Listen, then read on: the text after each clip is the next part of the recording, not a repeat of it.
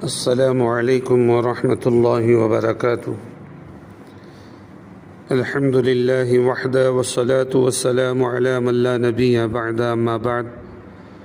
اعوذ باللہ من الشیطان الرجیم، بسم اللہ الرحمن الرحیم،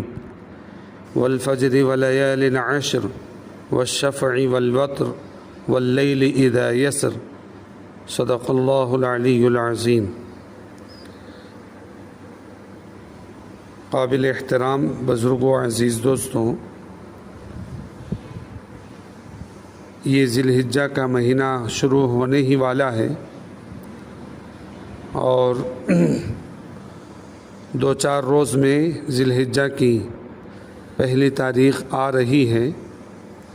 اللہ تبارک و تعالیٰ نے اس مہینے میں بڑی اہم عبادتیں جمع فرمائی ہیں، اور وہ عبادتیں ہیں جن عبادتوں کو آدمی دوسرے مواقع پر کرنا چاہے کر نہیں سکتا۔ یہ وہ مواقع ہیں جس میں صرف خالص یہی عبادت کی جا سکتی ہے، اس کے علاوہ کسی اور ایام میں، کسی اور مہینے میں ان عبادتوں کو انجام کرنے کی اجازت نہیں ہے۔ جیسے اللہ تعالیٰ نے نماز فرض کیا تو نماز 5 وقت کی نماز فرض ہے، نوافل کے لیے دن بھر میں جب چاہے پڑھ سکتا ہے، سوائے مکروہ اوقات کے کہ نوافل پڑھنے کی اجازت ہے۔ ایسے ہی اللہ تعالیٰ نے روزہ فرض کیا تو روزہ رمضان المبارک کے مہینے میں فرض ہے، اور اس کے علاوہ کوئی آدمی روزہ رکھنا چاہے تو رمضان کے علاوہ کسی اور مہینے میں بھی، کسی اور دن بھی نفلی روزہ رکھ سکتا ہے۔ اسی طرح حج ہے،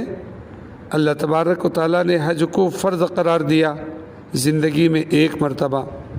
تو آدمی کے لیے حج ادا کرنے کے لیے ذی الحجہ کے یہی 5 دنوں میں حج ادا کرنا ضروری ہے۔ اور اگر کسی نے نفل حج کرنے کا ارادہ کیا تو اس کے لیے اجازت نہیں ہے کہ وہ کسی اور بھی دنوں میں جا کر حج کر لے، چاہے نفل حج کر رہا ہو یا حج بدل کر رہا ہو یا حج فرض ادا کر رہا ہو، ہر حال میں انہی ایام میں اور انہی مقامات میں اور انہی مخصوص اعمال کے ساتھ اسے حج کی فریضے کو ادا کرنا پڑے گا۔ ایسے ہی قربانی بھی ہے کہ قربانی اللہ تبارک و تعالیٰ نے 3 دنوں میں ذی الحجہ کی 10، 11، 12، 3 تاریخوں میں قربانی کو ضروری قرار دیا ہے صاحب نصاب پر۔ زکوٰۃ جن لوگوں پر فرض ہے وہ مقدار نصاب الگ ہے، قربانی کا نصاب مقدار الگ ہے، لہذا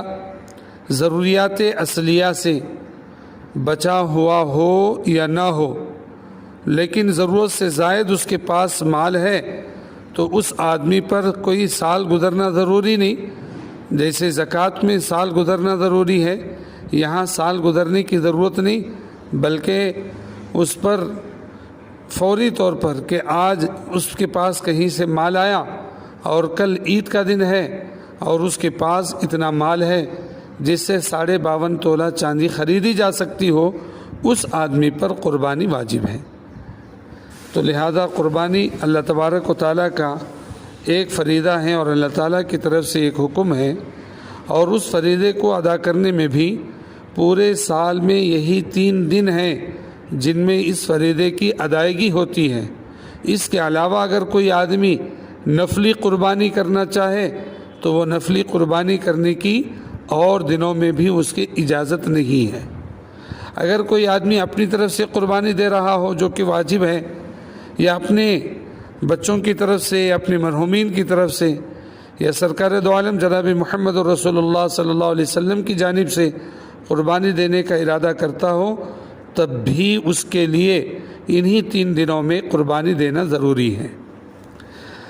رہا میں نے قرآن پاک کی جو آیتیں پڑھی سورہ فجر کی، اس میں اللہ تبارک و تعالیٰ نے قسم کھا کر ذکر کیا ہے اور فجر کے وقت کی قسم کھائی ہے۔ مفسرین نے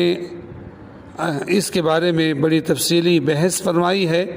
مختصر عرض یہ ہے کہ روزانہ فجر کا وقت جب آتا ہے تو گویا ایک نیا پیغام لے کر آتا ہے، اس لیے اللہ تبارک و تعالیٰ نے فجر کے وقت کی قسم کھائی ہے۔ بعض مفسرین نے یہ بھی کہا کہ عرفے کے دن اللہ تبارک و تعالیٰ نے اسلامی ایک طریقہ کار یہ ہے، اسلام کا قانون یہ ہے، پہلے رات آتی ہے بعد دن ہوتا ہے۔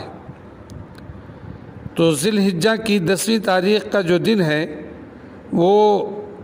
بغیر رات والا دن ہے۔ عرفے کے دن کے لیے 2 راتیں رکھیں کہ جس دن بھی عرفے کا دن آئے گا 9ویں ذی الحجہ، اس سے پہلے والی رات بھی عرفے ہی کی ہے، 9ویں ذی الحجہ کی رات ہے، اور اسی طرح دن گزرنے کے بعد ذی الحجہ کی 9 تاریخ کا جو رات آ رہی ہے وہ رات بھی 9 ذی الحجہ ہی کی راتیں ہیں۔ اس کی حکمتیں مصلحتیں کسی اور موقع پر آپ سے عرض کیا جائے گا۔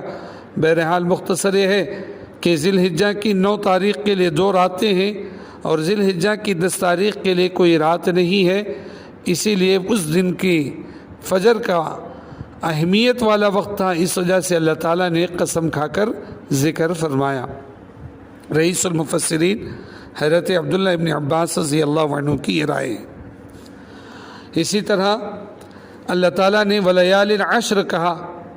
کہ 10 راتوں کی قسم، 10 راتیں یعنی یہ بڑی اہمیت اور فضیلت والی راتیں ہیں۔ دنوں کے اعتبار سے اللہ تبارک و تعالیٰ نے ذی الحجہ کے ایام کو بڑی فضیلت اور بڑی اہمیت کا حامل بنایا ہے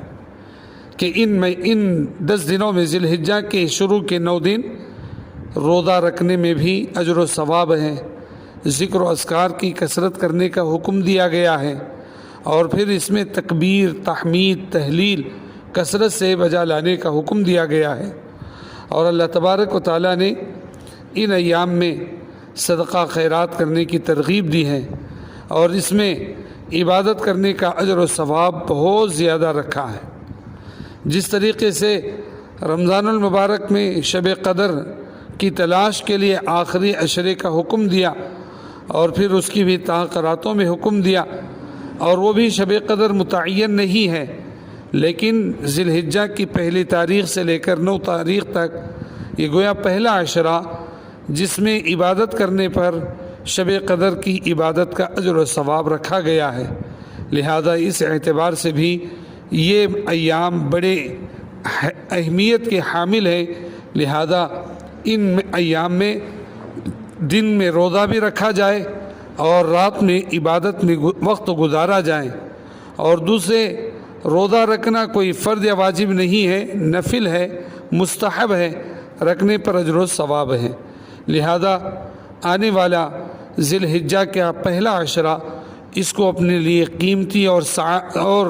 قابل قدر بنائیں اور اس کی اہمیت کو اجاگر کرتے ہوئے خوب عبادت میں منہمک ہو کر اس عشرے کو گزارنے کی فکر کریں، رات میں بھی عبادت میں منہمک رہیں اور دن میں بھی اللہ توفیق دے روزہ رکھیں یا دیگر نوافل اور عبادات کا اہتمام کریں، تکبیر، تحمید، تہلیل اس کا بھی اہتمام کثرت سے کیا جائے۔ اللہ تعالیٰ کو ان ایام کی عبادت دوسرے ایام کی عبادت کے مقابلے میں زیادہ محبوب اور پسندیدہ ہے۔ ایک تیسری بات کہ جو احباب قربانی دینے کے لیے جا رہے ہیں، حضرت ام سلمہ رضی اللہ عنہا کی روایت ہیں، اللہ کے نبی علیہ الصلاۃ والسلام نے فرمایا کہ جب کوئی آدمی قربانی کرنے کا ارادہ رکھتا ہو اور عشر ذی الحجہ کا ابتدا وقت ہو رہا ہو، شروعات ہو رہی ہو، تو اس آدمی کو چاہیے کہ چاند دیکھنے سے پہلے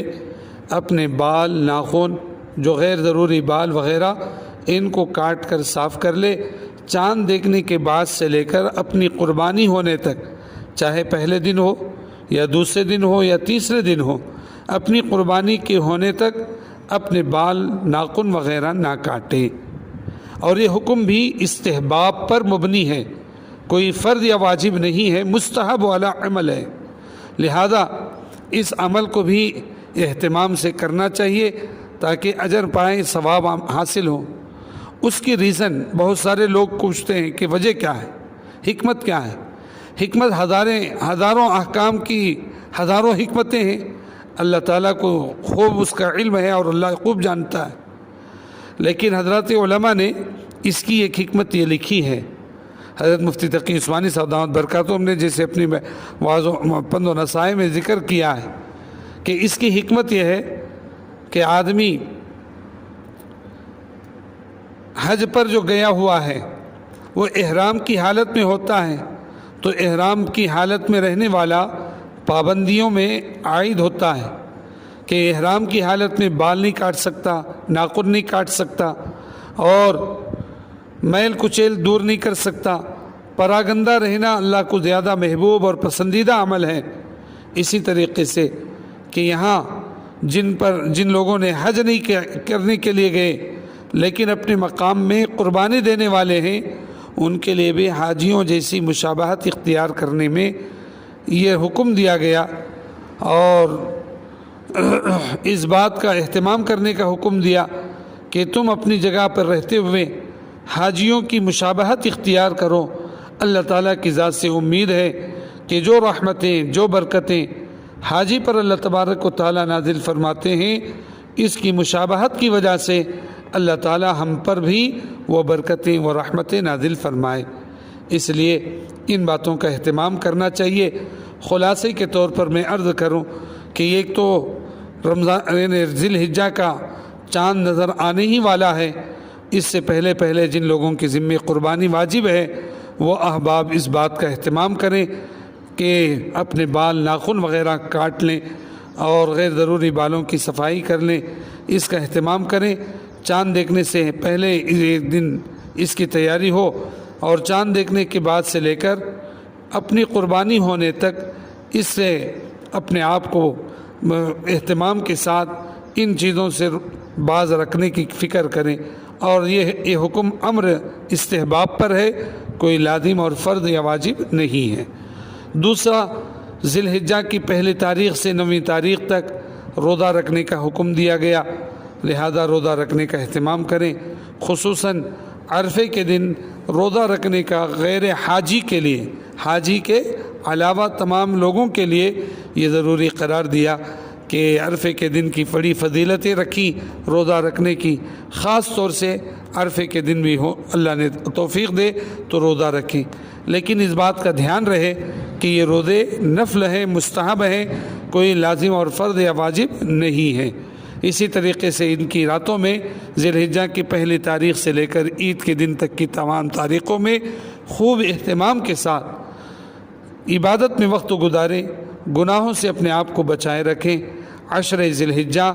گویا کہ لیلۃ القدر میں عبادت کرنے کے برابر اجر و ثواب رکھتا ہے۔ اسی طرح جو لوگ صاحب استطاعت ہیں اور جن پر اللہ نے مالی فراوانی دے رکھی ہے، وہ اپنے علماء سے، معتبر اور مستند علماء سے رجوع کریں اور مسئلہ معلوم کر لیں، اور اپنی مالی حیثیت کا ان کے سامنے تذکرہ کریں، اور اس کی روشنی میں اپنے اوپر قربانی کے واجب ہونے یا نہ ہونے کا علم حاصل کریں۔ بس انہی چند گزارشات کے ساتھ میں آپ سے گزارش کرتا ہوں کہ ان ایام کی قدردانی کریں، خوب عبادات میں اپنے آپ کو منہمک رکھنے کی کوشش کریں۔ اللہ سے دعا ہے اللہ تبارک و تعالیٰ آنے والی بقرعید بھی ہم سب کے لیے خیر و عافیت کا سامان بنائے،